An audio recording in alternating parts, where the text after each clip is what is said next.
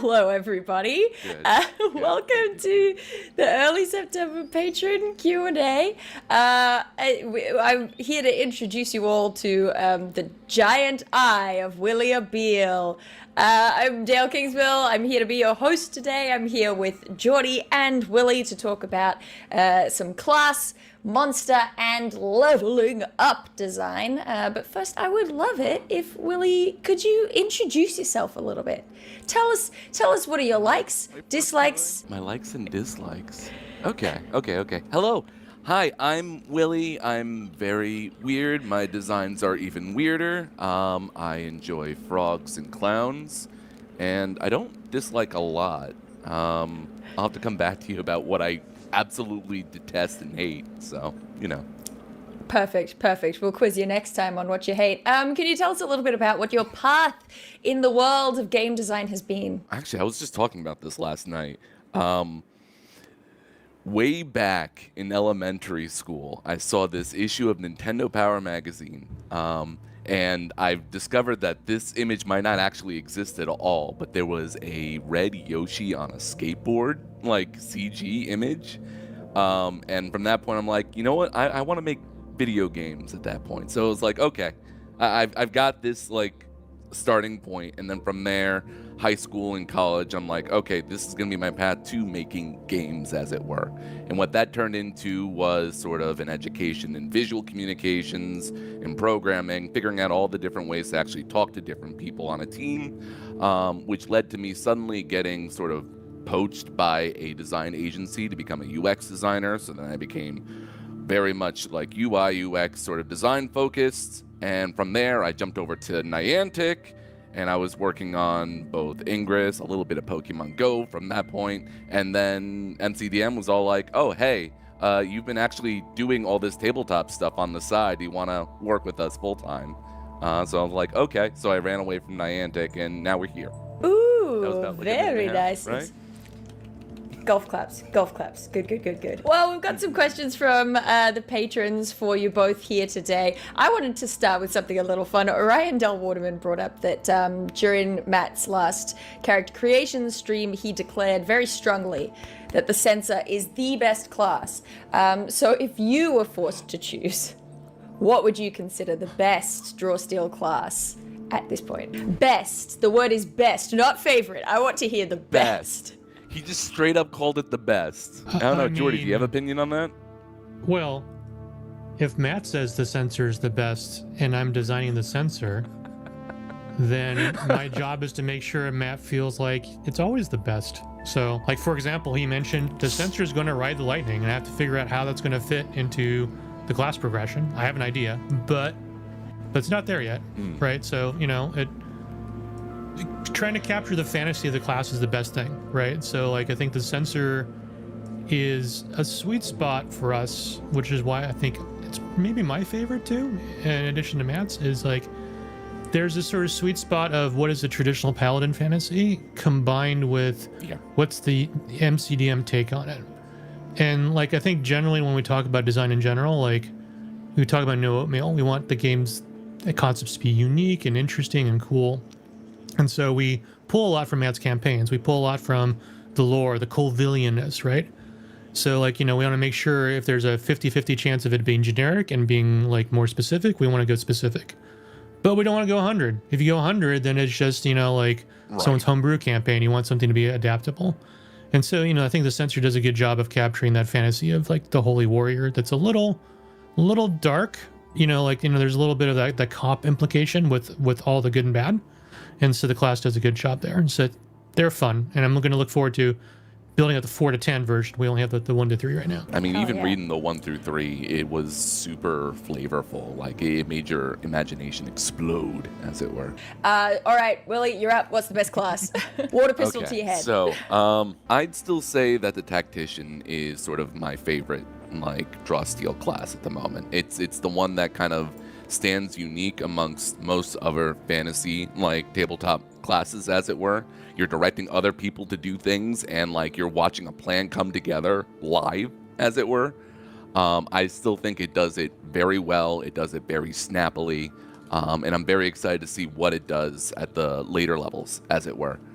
That being said, I'm noticing my opinions are changing as I work more on the 4 through 10 levels of the different classes. So I just did up the Shadow 2 weeks ago. I'm in the middle of working on the Elementalist right now. And the kind of weird stuff that is starting to appear at those higher levels is making me kind of mouth water in a way that I really haven't like felt before. So you'll have to ask us that question again once we have the full set. Because I'm not too sure we can say one is the best quite yet. Yeah, I'm looking forward to what you do with the Elementalist 4 to 10, Willie, because one, you know, your push of philosophy, I think, aligns super well with the Elementalist, who's supposed to be like, I alter the reality of the world through magic, right? And so can we capture that that feeling that's more than just like, I have a magic missile and my magic missile's better. I have like, this word is forgotten forever. You know, that's push it. It's what I've got right now is very experimental and kind of, I'm not too sure how it's going to work yet, but I do have sort of a weirding kind of thread that's being weaved into the later levels of the Elementalist that'll hopefully capture that. It's going to be difficult to really thread that needle and get it just right. You know, that level of complete freedom in a tactical, like, simulation-esque light sort of situation, as it were. But we've got the building blocks in place right now, and I'm very excited to see how that works in testing. I am trying to collect in my brain. So what levels have you got sort of design or you know, draft designs for each of the classes? Where are we at with each class at the moment? We have 1 to 3 of everybody. Yeah. We have 1 to 3 of everybody. We have a V1 version of 4 to 10 for the Fury, the Conduit, and the Shadow. And then Willie and I are right now working on the Tactician and Elementalist. And so when we're done with that, we'll have the core 5, 4 to 10. And then it'll be catching up on the special guest 4, you know, the Troubadour talent, Null and Censor. Eugene Cheney has asked about inter-party abilities. They want to know about abilities like giving teammates a free attack, a healing surge, extra damage. How do you go about designing class ability mechanics that make a team feel like a team, really? Well, I think one thing, the Tactician inherently has it, right? So the Tactician sees the opening and a couple things there.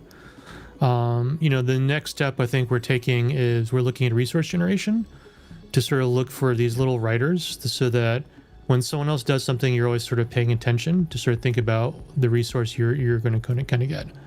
And sometimes there's explicit abilities, right? So like one Fury ability that no one outside the testers is maybe seeing is it is a level 2, I believe, Berserker ability called Trebuchet Toss, right? Which is right. You know, the Berserker is about knocking people around like force movement. You force move an ally, and then the effect shields them for any damage, but you basically fastball special them like from the X-Men, right? And so like sometimes there's explicit abilities like that to create stuff.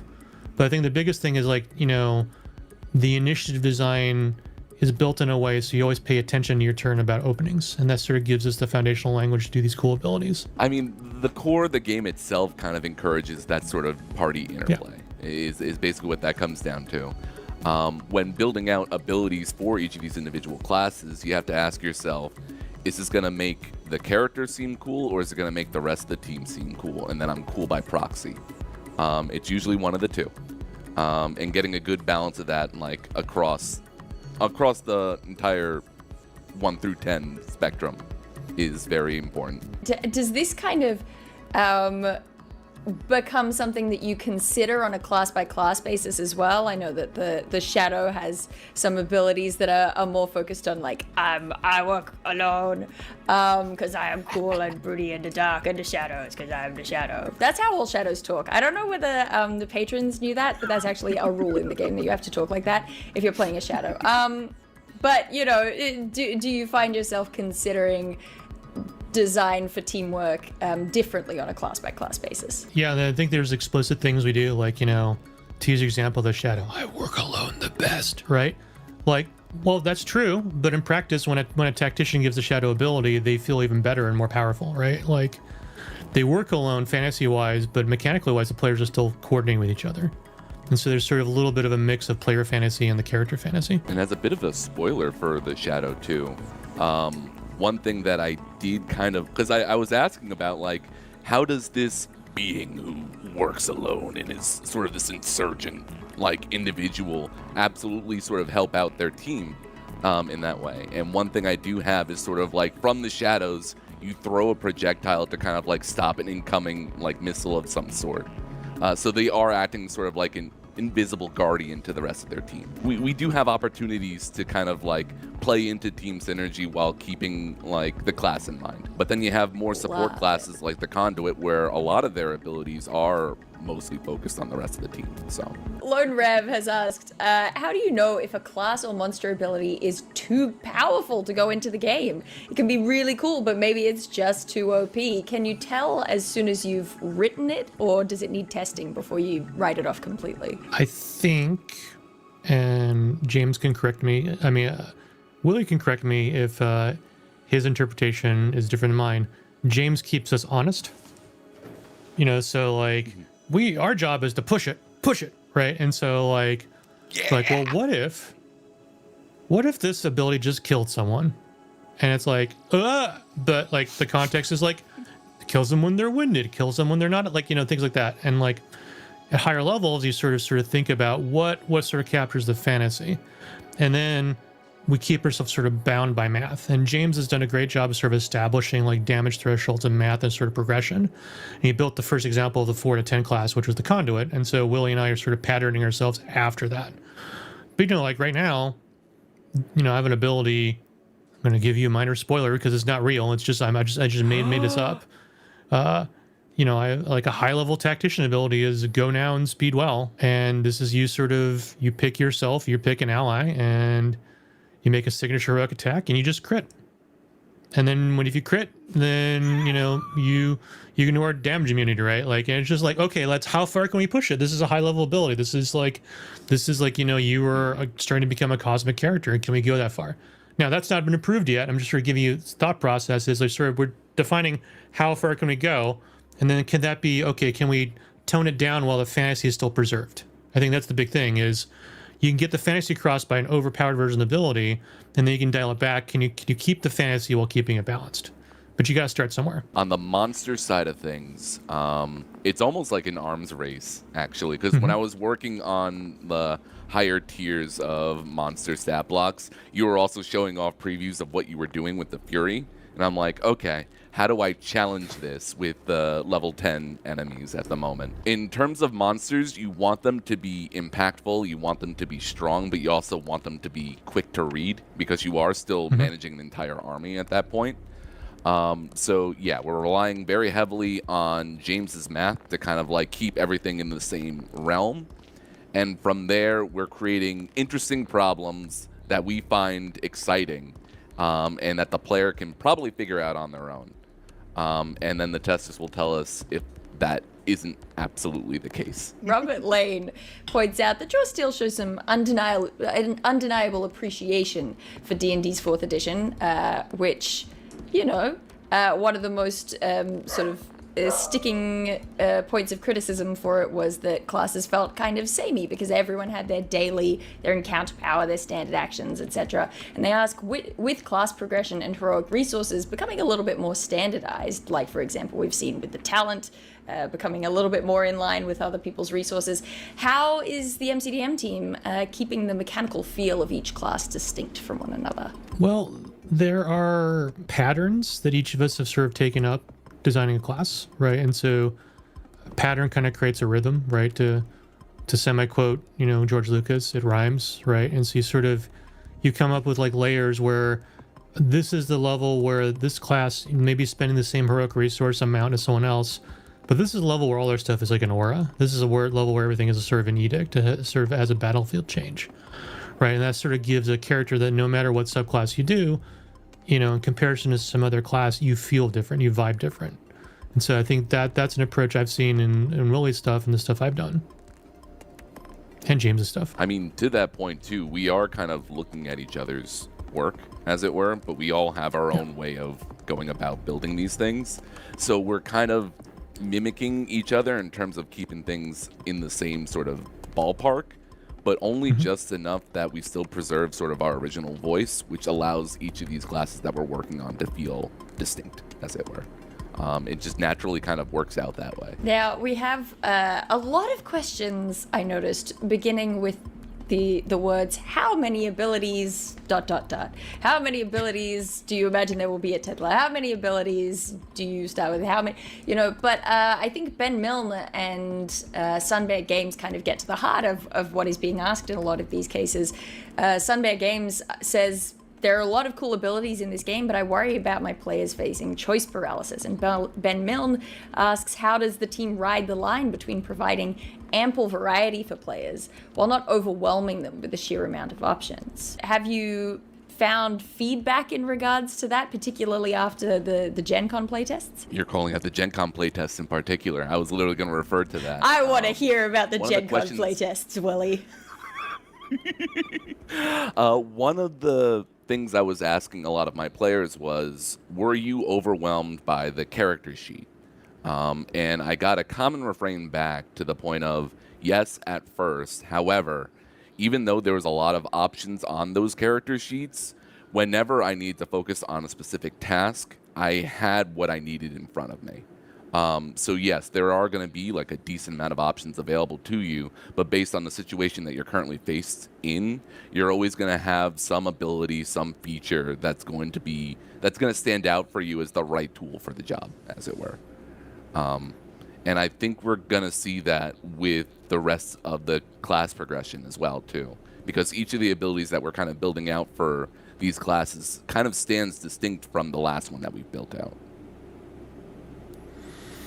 Yeah, like I think the learnings we have is the character sheet is a UX improvement we need to sort of tackle, right? And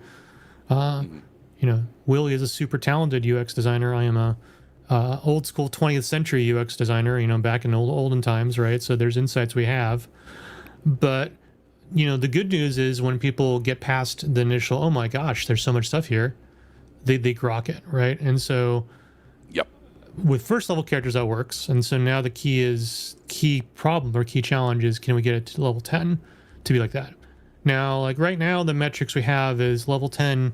If you include your kit abilities, you're gonna have about 10 powers available to you, which is a lot, but it's in line with like a tactical game like Gloomhaven. You usually have between 8 and 12 ability cards, and you're also going to progress. You're not getting all 10 at once unless you're sort of rolling up a 10th level character. You're gonna kind of learn them each sort of time, and if each level, each layer has a kind of a different pattern, a different rhyme, then the choices become interesting, right? Like I think to your point, Dale, you're overwhelmed when you have a bunch of similar choices, and so it's our job as designers to make sure abilities seem to have clear keys for locks the game is sort of providing you, and so then the choice becomes interesting, right? Because you're like, I'm being clever because I know this ability will pay off here. And so that's going to be essential to design. We have a question in chat, which is, what is UX? And people are, of course, answering user experience, but actually both of you are the perfect people to delve into that really quickly, just a little bit. What are you looking for UX when you're designing?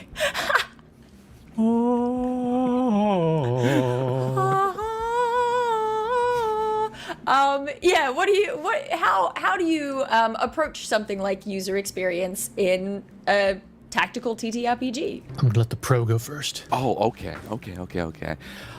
It's a matter of going back to who the target audience is, making sure that it's speaking a language that they know how to speak, and delivering an experience that they would expect or be delighted by. It's very high level to put it like that. It's kind of hard to explain that sort of process, but it's just a matter of having that conversation over and over again until you have a game at the end. There might be a better way to explain that, though. I think another angle is, can we give the user, or in this case the player or the director, choices that reinforce what we sort of want to create in their minds? And so I'm gonna get a little soapbox here, is playing games, whether it's video games or board games and tabletop RPGs, especially if you're playing with other people, is the act of creating a shared hallucination to sort of be immersed into what's going on. And so what a big thing UX is doing is making choices to get you into that mindset. And so I'm gonna go old school example here, back to my experience in olden times in the 1990s, working on Warcraft 2. Right, this is my first experience in the industry, and I did the manual and I did UI, very limited UX. It's like a menu. It's sort of like, we sort of have a menu. We had like the crusty, burnt parchment. You sort of gain the feel of playing in the Warcraft world. And I learned a lot. In the next game, I worked on Diablo. The Alan Adham, the CEO and founder, really pushed stuff that, in retrospect, I understand as UX, and stuff like when you sort of go in the menu should be super simplified with your options, a big thump, thump, thump, thump, right? Because Diablo was the bare bones, stripped to its basics action RPG, and from the moment you start interacting, we want you to have that sort of experience. And so what we're talking about now with Draw Steel is we're taking learnings from tactical RPGs, we're taking learnings from traditional RPGs, we're taking learnings from war games, but we're not building those. They're sort of coming together to sort of hit our pillars to be this, tactical, cinematic, heroic fantasy game that gets you that sort of feel. And what choices can we make from looking at the character sheet, from looking at the monster sheet, from looking at the encounter to get you into that shared hallucination? That's key. You talked a little bit about how things seem overwhelming at first, but the experience seems to be that very quickly people can grasp it. Is there a little bit of a fear that some people won't get to the point of play where they can grasp it, that they'll just be too overwhelmed simply reading it and never get to that stage? Absolutely. We're hoping to get that sort of initial first brush experience to the point where the player is interested enough to get past the barrier of not understanding all those friction points, so that they can learn more and that they do eventually get it. Because otherwise we could lose out on a lot of people who would have a lot of fun with the game, who would be sort of the audience that we are designing for. And it's going to take some iteration to kind of make sure that language is inviting enough, that the ramp up from not understanding a thing into understanding the universe is nice and easy. Yeah, Matt has often said that, if you're trying to get your friends to get into Draw Steel, might be worth waiting for the more presentable version to start to happen, right? Because the version we have right now is the version where we're cutting to the meat of that experience. We're trying to optimize for the experience. You've learned the game, and is the game fun continuously? And then we can kind of work backwards and say, okay, are there any changes we need to make it easier to learn? And we can opt into those. But in general, that's, again, it's UX problem. We sort of we present the choices. Using another video game analogy, there's a term we use like block out or gray box, where you prototype levels in a very simple gray way to sort of understand where you're going to. But the minute you sort of show a gray box to someone who isn't part of that conversation, it's hard for them to understand. Like, whether it's like an investor or someone external, like then you have to spend time sort of educating them what's going on. And so you use gray box to solve the problems, but then you get back into the presentable version of the problem. And so if you look at our packets right now, whereas we're solving the core problem, making combat fun, making it interesting, delivering on the pillars, it's a later problem to then iterate to get it easier to teach. A lot of people talking about the newest version of Minions, where they are pooling all of their hit points into squads. And Callahan Johnson in particular is asking about that. But how did that design come about? How did you land on this version of Minions? It was a group effort, because we came up with this design for Minions when we had one of our in-service weeks, when we sort of came in the office together, and it was like one of those things where we talked it through, and then James did a version and he ran an encounter, and then I did a version and ran an encounter, and then Willie did a version and ran an encounter, and then Matt did, like, we had literally all of us sort of running through, and each time we sort of did it. And like, part of it was we were sort of evolving from, I think the term we used earlier is atomic monsters, is can we sort of build monsters really simple in a big table so you can run a bunch. And we did versions of that they still end up having a lot of overhead. So then it was like, can we pull from war game learnings? Can we sort of make it feel like you're running like a unit, and sort of you have unit like rules? And initially we had stuff like they had to stay within 2 squares of each other. Then they had this ability, and it quickly became apparent. This is sort of the mantra: is you can take inspiration from a tabletop war game, but you don't need the exact implementation. You just have to have the vibes, right? And the vibe was, you put a captain with his squad, and then you make it super easy to sort of run. We did a couple different versions, but it came down to like 1 die roll for the captain, 1 die roll for the minions, and then the tweaks were like, okay, how do you do carryover damage? And like it was like, it's just 1 pool. And what if they're not next to each other? Whatever, it's cinematic. You do, this goblin has a heart attack because his buddy died 20 squares away. That's fine. Like, that's part of the fun, narrative nature of the game. The kobold questions their life choices and decides to just run away. You can just let it happen. We have an unrelated but interesting question in chat. Alex Wallout says, the Memenek are pictured with a firearm in the art that we've seen. So will there be unique rules for firearms, or will they fall under the bow category for weapons? But that also makes me wonder, when you get this cool, awesome, cinematic, evocative art, does that sometimes end up leading design? I mean, when we went into the Hakan, it wasn't necessarily art in particular, but Matt did a write-up, and I read through it, and I'm like, okay, this is how I want to represent how the Hakan, expresses themselves. So yeah, definitely the art does influence the design in that way. In terms of firearms, we aren't in the timescape yet, so... But I will say, cinematic game, tactical cinematic heroic fantasy, right? And so I've been guilty of being that player. I'm sometimes the worst player, getting hung up on what is the best item to sort of actually, if I use a greatsword with this sort of feat chain, then I can sort of tear stuff apart, and then I'm going to use firearms proficiency to get this we're cinematic. Think about Star Wars. Think about Star Wars for a second. There's effectively no difference between there's effectively no difference between Princess Leia's little holdout blaster and Han Solo's big heavy blaster that's like a sawed off blaster rifle, or the Stormtrooper's blaster rifle, or the bowcaster, or the Ewok things. They all are just weapons to sort of do stuff.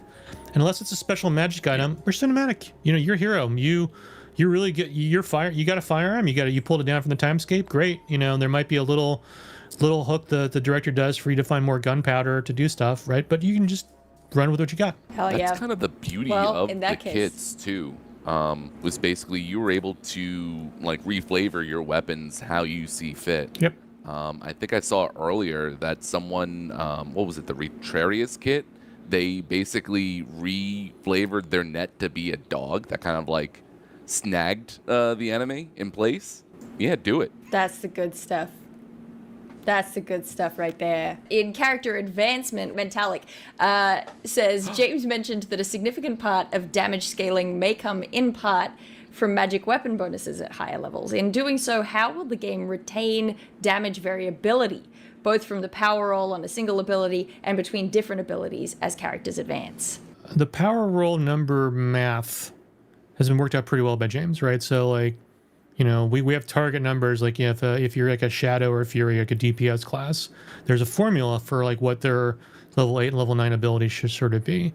And effectively the magic items they're kind of giving you more special rules, and they can kind of give you incremental number benefits, right? So I think I'd have to sort of put all this stuff side by side, but from what I remember, looking at the magic items and the abilities, the magic item benefits are still kind of incremental.